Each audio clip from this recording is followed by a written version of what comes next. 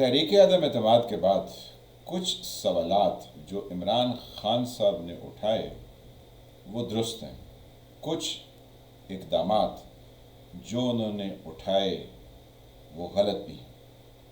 تو پہلے دیکھتے ہیں کہ جو انہوں نے سوالات اٹھائے اس میں سب سے امپورٹنٹ کوسچن یہ تھا کہ chief executive of the government وزیر اعظم ہوتا ہے، 12 بجے تک وہ وزیر اعظم تھے، تو 12 بجے سے پہلے وزیر اعظم ہاؤس کے سامنے پرزنر وین کس نے منگوائی؟ یہ سوال ان کا بہت زیادہ اہمیت کا حامل ہے۔ پھر وہ کہتے ہیں کہ کس نے گلوبلی یہ کہا کہ روس کا دورہ وزیر اعظم نے اپنی اکیلی تن تنہا مرضی سے کیا ہے؟ پھر وہ اگر امریکن سازش کو مان لیا جائے تو وہ کون تھا جس کو کہہ رہے تھے کہ اس طریقے عدم اعتماد کو کامیاب کرو؟ یعنی وہ کس کو ایڈریس کر رہے تھے؟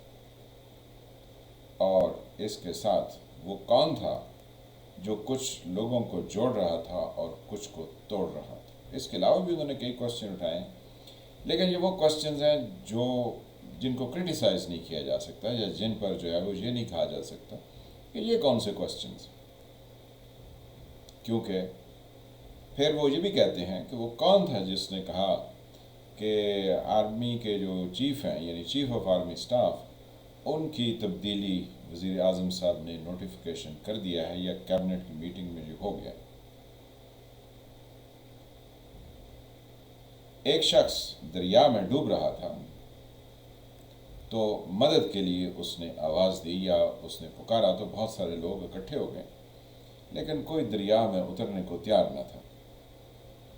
پھر یکایک ایک شخص اس کے قریب پہنچ گیا، وہ جو ڈوب رہا تھا اس نے اس شخص کو پکڑ لیا یا اس کو دبوچ لیا، اور جو وہاں پہنچا تھا وہ کیونکہ اچھا تیراک تھا تو وہ کنارے تک پہنچ گئے۔ اب صاف ذرا دونوں ہی کنارے پر پہنچ گئے تو لوگوں نے خوب تالیاں بجائیں کہ آپ نے تو جناب کمال کر دیا، ایک ڈوبتے ہوئے شخص کو دریا میں سے بچا کے باہر لے آئے۔ تو جو شخص دریا میں پہنچا تھا اس نے کہا کہ آپ کی تعریفیں اور تالیاں تو اپنی جگہ، لیکن ذرا پہلے یہ تو بتائیں کہ مجھے دھکا کس نے دیا تھا؟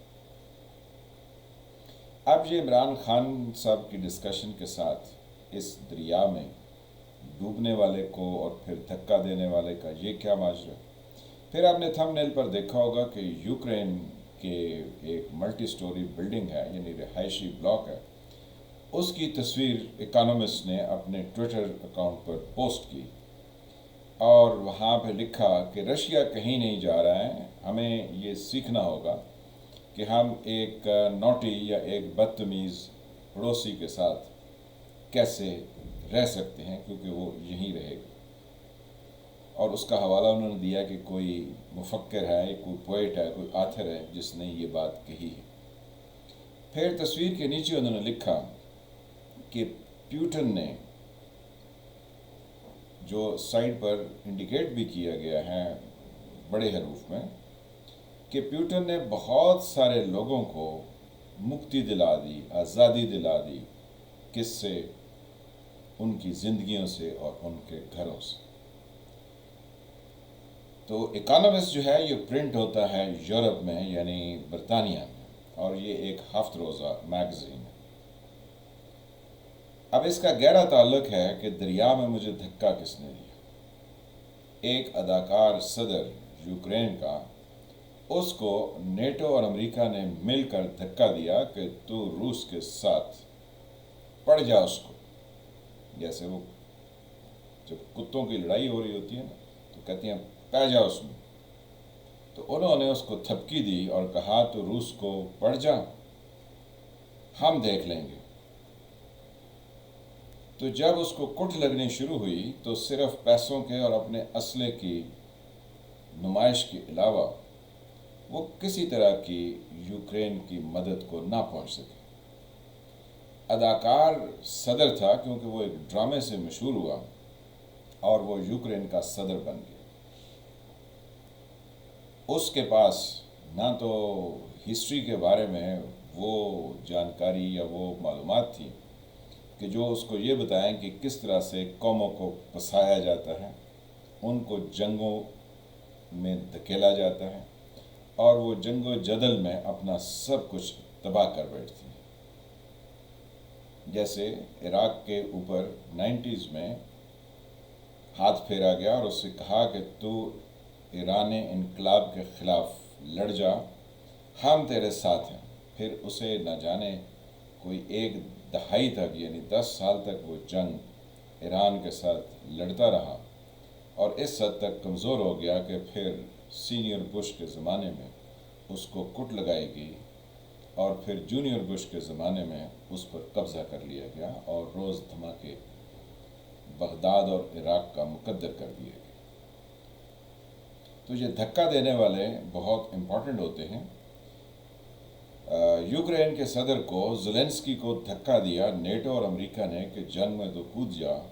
اب وہاں روز بمباری ہوتی ہے، اور تصویر جو آپ نے تھم نیل پر دیکھی وہ یہ چیز بتاتی ہے کہ یوکرین کے شہروں کی کیا صورتحال ہے۔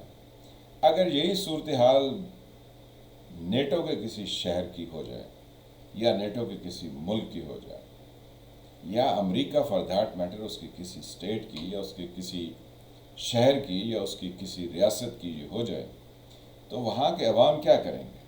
وہ اپنے حکمران کو برداشت کریں گے، یا اس کے خلاف اٹھ کھڑے ہوں گے، یا وہ یہ کہیں گے کہ ہاں ہاں اب تو تمہاری مدد کے لیے تمہارے دوست آ رہے ہیں تو ہم کٹ کھاتے رہتے ہیں۔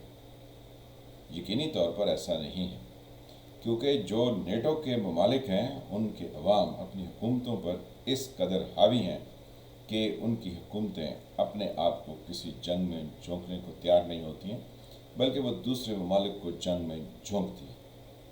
تو اداکار تو جھونک دیا گیا، کیونکہ اس کو یہ اندازہ نہیں تھا کہ یوکرین جو ہے اور اس کے لوگ اور ان کی زندگی کتنی امپورٹنٹ ہے، وہ دوسروں کی ہلا شیری پر اپنے لوگوں کو مروا چکا۔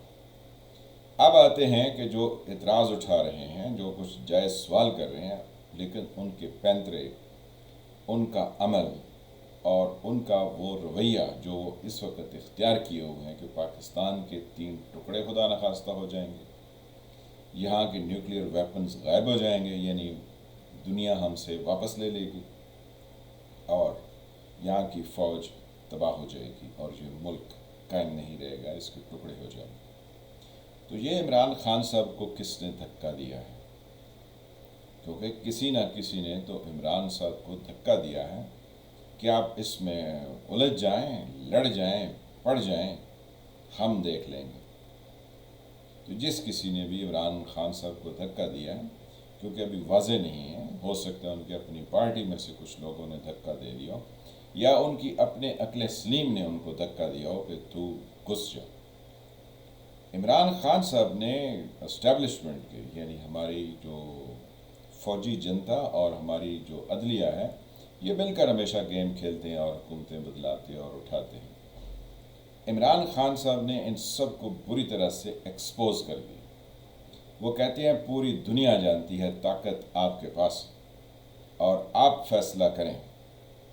آپ فیصلہ کیا کریں کہ انتخابات ہوں، انتخابات میں عمران خان کو جتائیں، اور پھر عمران خان کو حکومت میں لے آئیں، اور پاکستان کو یوکرین کی طرح تباہ و برباد ہونے والے رستے پر عمران خان خود لگا دیں گے۔ اب یہ کیسے؟ بہت سارے لوگ کہیں گے کہ یہ کیسے ممکن؟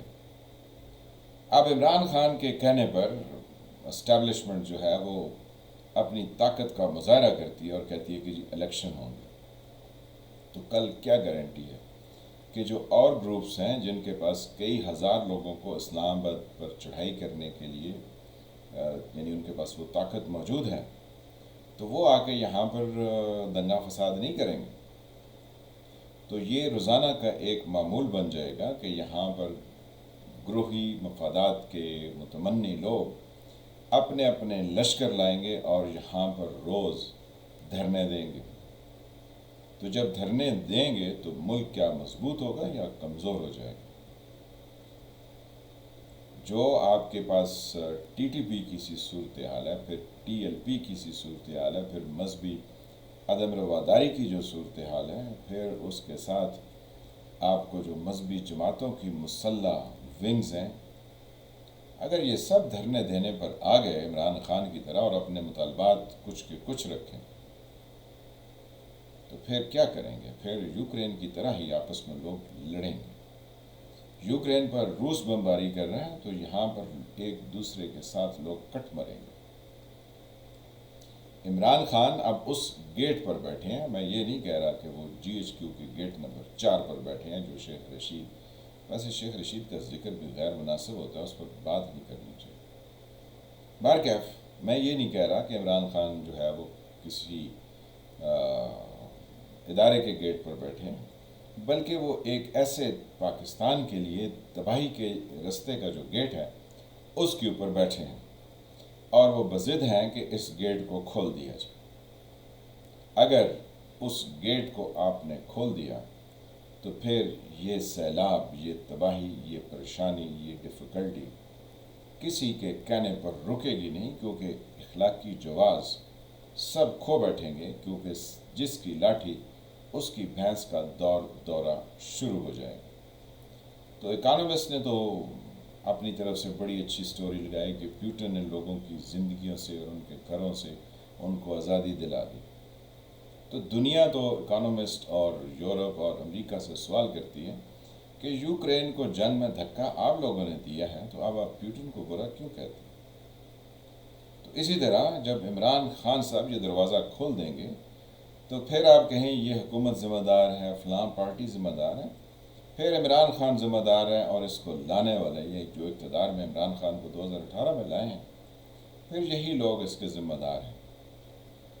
سوچنے کا اب وقت ہے کہ کوئی ایسا اقدام، کوئی ایسی چیز نہ کی جائے جس سے یہ محسوس ہو کہ یہ ریاست کسی کے آگے لمبی پڑ گئی ہے، کمزور ہو گئی ہے۔